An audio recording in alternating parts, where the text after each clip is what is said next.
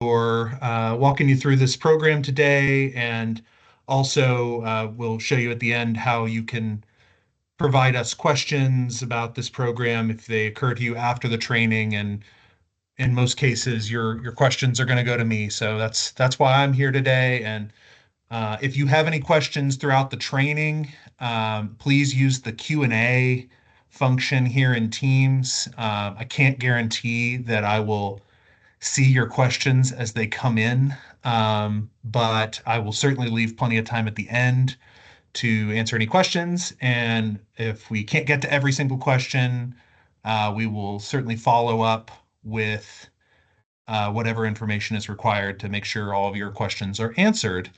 I'll also go ahead and just say up front that yes, we will send out the slides for this presentation and make sure you have access to all that. And we have plenty of links here in the slide deck that will take you to the places that can get you some more information as well. So um, today we're going to cover very quickly an overview of this program, including some of the things that have changed about it in the last year.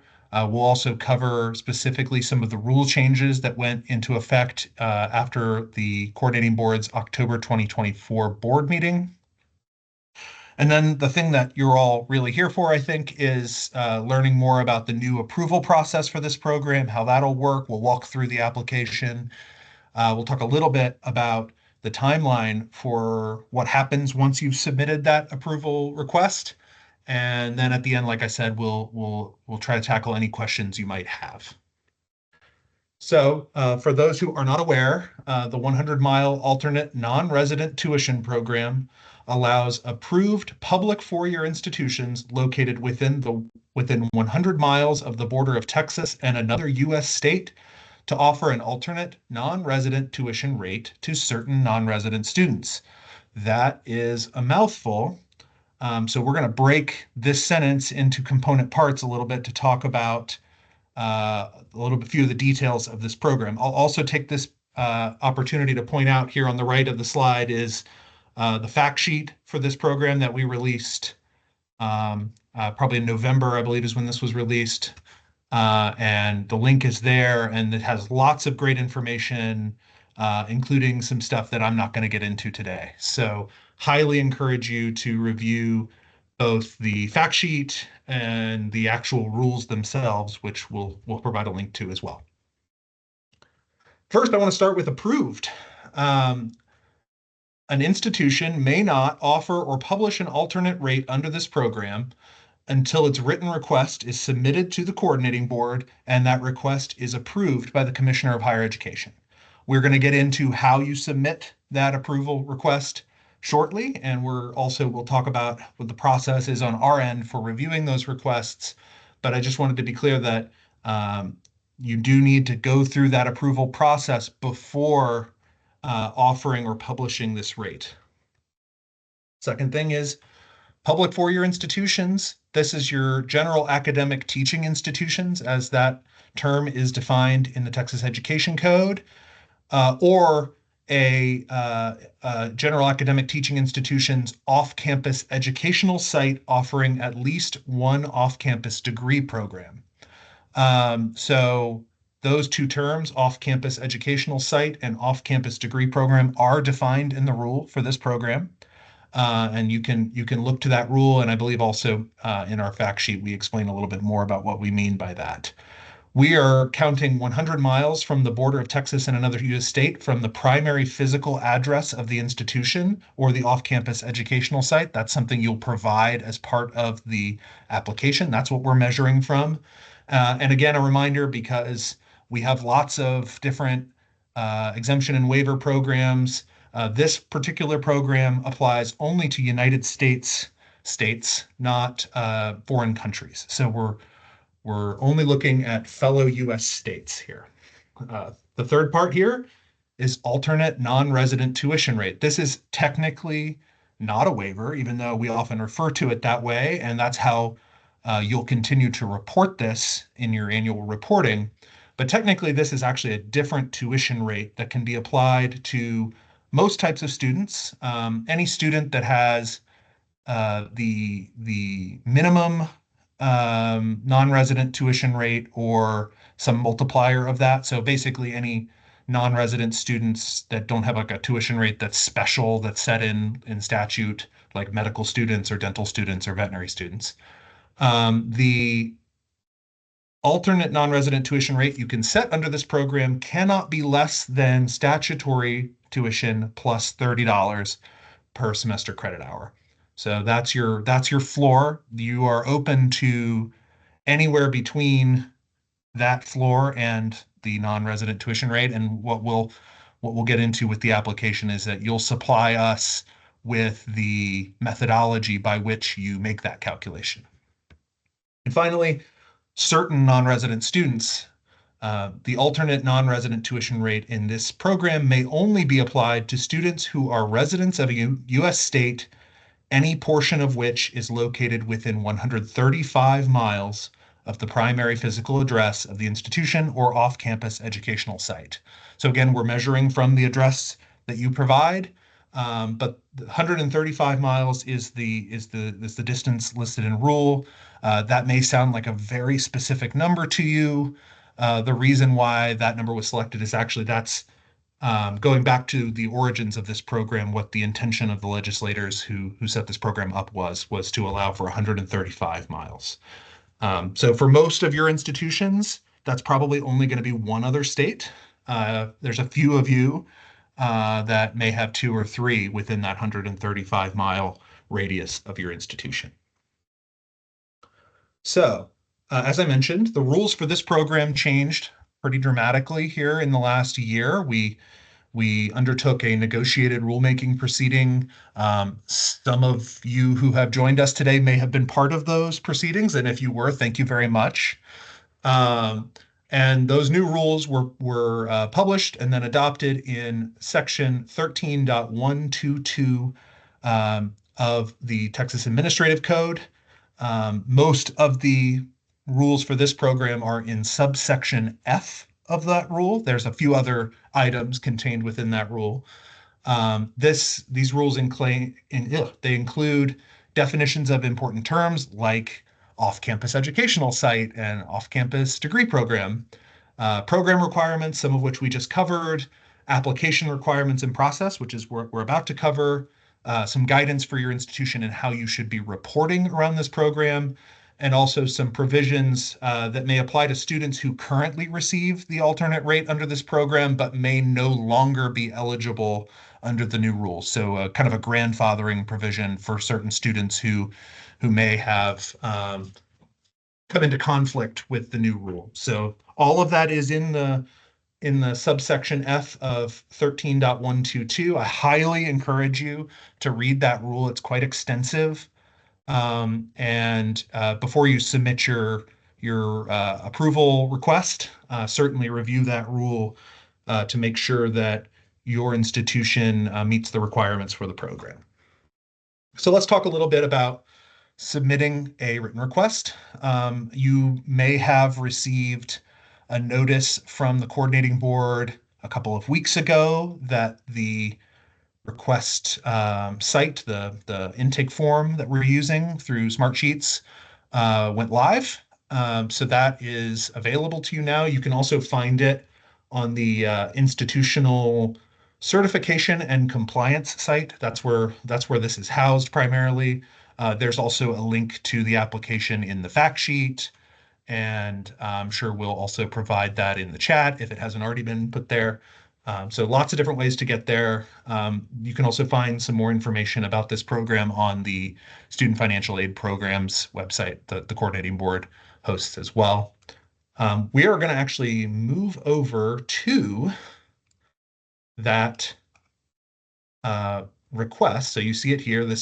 We're right at the top of this site right now. I can't guarantee we'll stay there, but we will click submit a written request, and that's going to take you to this handy Smartsheet intake form. So what you'll want to do here, and I want to just draw your attention to a handful of items. I'm happy to go into more detail when we get to question time. The first thing I'd point you to is this institution contact. This is the person that we're going to talk to if we have questions. This is the person who will receive the coordinating board and the commissioner's response to the request. So certainly be sure to make sure that the right person is listed here, and that's the contact. That email address is who we're going to contact. There is an opportunity at the bottom of this form for the person who actually submits the form, if it's a different person, to enter their information. That's just so that we can follow up with if there are any technical issues or whatever, just to make sure we can troubleshoot for you. So that's why that's there. But institution contact is very important. That's the person who's going to receive our questions and our reply. Listed here, you'll see that we have the option of you being the parent institution, the off-campus education site of a parent institution, or both. If you click both, we're going to ask you for two different addresses. You can, and in fact, we do encourage you to submit if you're going to submit multiple requests, perhaps that could be for the main institution and for the off-campus site, or for two different, ways of calculating the alternate rate, or whatever version of this that applies to your institution. We do prefer you actually submit your request in one form, and then throughout this form, you'll see that there are, fill in the blank boxes. And what we ask is that you would just specify within those boxes, your explanation for request one, request two, however want to delineate that. That's how we'll look at it. But we'd rather just review the one request with multiple sort of sub requests as opposed to you submitting this form 4 or 5 times to us. So, and again, below this, we have the years requested. The approval process is limited to the upcoming legislative biennium. So this is the next 2 academic years. You can choose to submit your request for one or both years. So that's up to you. And our response, the commissioner's response to your request, will list the years in which you are approved to offer an alternate rate under this program. And then we will, in due time, relaunch this form for the following biennium. So you can only be approved for the upcoming biennium. And then below here, these are the sort of questions that are prompted. And if you read the rules, this will sound very familiar to you. Your methodology. So this is how you're going to calculate that alternate tuition rate. So that could just be, we're going to take the resident statutory tuition rate and add $30 to it. That was a perfectly valid methodology. You may have others, and that's fine. We'll review them as they come in. Applicable states, this is the 135-mile radius from your institution's address or campus, that if you're touching one or more states, those are the states that you can apply this rate to. So you just need to list which states you intend for this to apply to. And then the last 2 questions, again, come straight from the statute for this particular program. Explain why offering this rate would be in the best interest of your institution, and why offering it would not cause unreasonable harm to any other institution of higher education. So again, all of this pulled straight from the rule and from the statute. And then at the bottom here, this is the signature. Because the statute for this program requires the request come from the governing board of the institution, we do ask for an uploaded electronic signature acknowledgement from the institution's board chair. That form the link is right there. It's a very simple little form that you fill out and then provide that signature. And then here at the bottom, like I said, the form submitter can also include their information. If there are technical issues, that's who we'll reach out to. There's a little checkbox here at the bottom that will let you receive a copy of your response as well. So I encourage you to do that for your own records. Obviously, we'll have this as well. But that's a very quick run through of the application. I'm sure there will probably be a question or two about it. But like I said, I just have one more slide over here in the PowerPoint, which is regarding requesting approval in that timeline, or receiving approval rather, and the timeline. So once you hit send on that Smartsheet intake form, that request, the coordinating board has 30 calendar days to review the request and notify the institution of the commissioner's determination. The commissioner may approve that request, may deny that request, may approve part of that request, depending on, the unique circumstances of that, of what you submitted. The written notice from the commissioner will come to the institution contact that was listed in the application. It'll probably come from the same email address that we're going to list on the next slide. That is your sort of point of contact for questions. It's SFAP policy at highered.texas.gov. So be on the lookout for that. And like I said, that'll be 30 days. We hope that we'll be able to, over time, process these requests more quickly than 30 days as we get used to it. But we ask your patience here as we're starting up this new process. And as you know, we just welcomed a new commissioner. So we have lots of new folks in the building and new processes being kind of worked out. So we urge your patience. We will certainly meet that 30-day deadline, but we may not be as fast as you may expect from our other financial aid programs initially, but we hope to get up to that. So with that, I'll stop talking and pause and see if there are any questions. I'm going to open up the Q&A tab here and see if anything is floated. I am not seeing any questions, which is pretty remarkable. But I'm going to look at the chat, and now I'm seeing some questions that have flowed in. And Leah or Troiling, colleagues, if you could point me to any questions that you've seen or prompt me so that I am not just sitting here scrolling while we have guests. Sure, I'll go ahead and chime in. So there's a question saying, regarding harm to other institutions, is that meant to be other institutions in Texas, or does it also include institutions in the neighboring states? It means institutions in Texas. We're primarily focused on making sure that offering this rate doesn't create a situation that would kind of unlevel the playing field for your fellow institutions. So we don't have any real way of knowing how it affects other states, and so that's what we're limiting our focus on. I do see a question here about 100 miles from the address of the school to the next state. Yeah, so to be eligible for this program, the institution's primary physical address must be within 100 miles of the border of Texas and another U.S. state.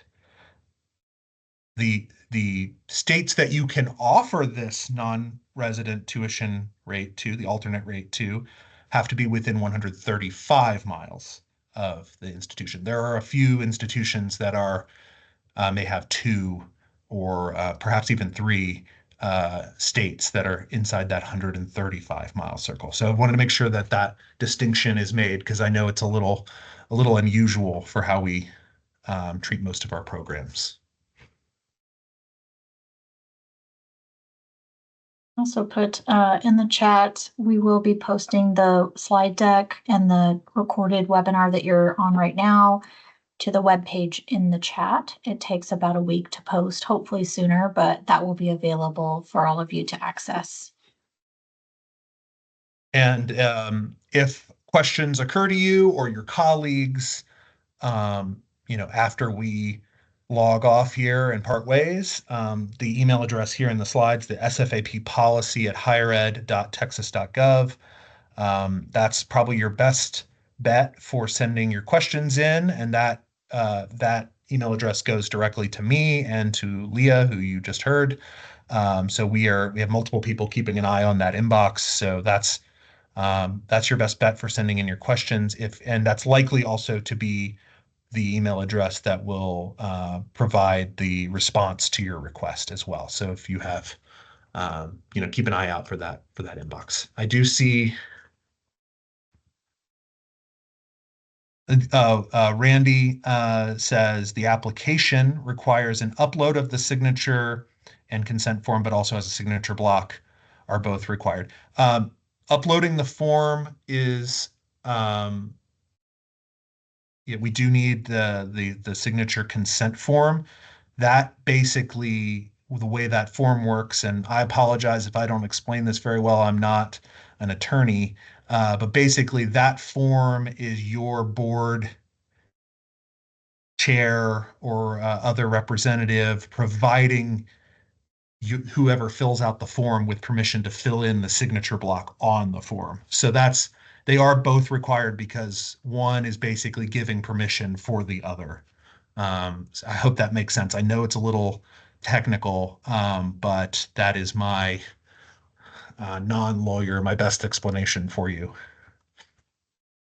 Brian asks here, the institution must be within 100-mile radius of the neighboring state, and the students who would be eligible must live within 135 miles of the institution. No, the students have to be eligible for the rate, the students have to live in a state that is within 135 miles of the institution. They don't have to live within 135 miles. So, for example, if my institution is 93 miles from the border of Oklahoma and Texas, I can offer this alternate tuition rate to any student at my institution who's from Oklahoma, regardless of where in Oklahoma they're from. I hope that clarifies. I'm seeing another new question that just came in from Christine. Is this a proper statement? To qualify for the program, the primary location of the institution must be no further than 100 miles from any U.S. state, but once qualified, they can extend the benefit to students from any U.S. state within 135 miles of that primary location. That is exactly right. I could not have said it better myself, Christine. Thank you.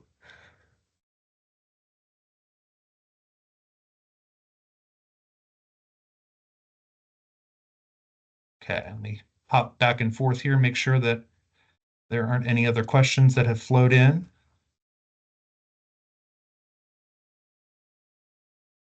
All right, I'm gonna call last call on questions here, and if there's not anything popping up here in the next minute, I'll give you your 5 minutes back, and we'll part ways.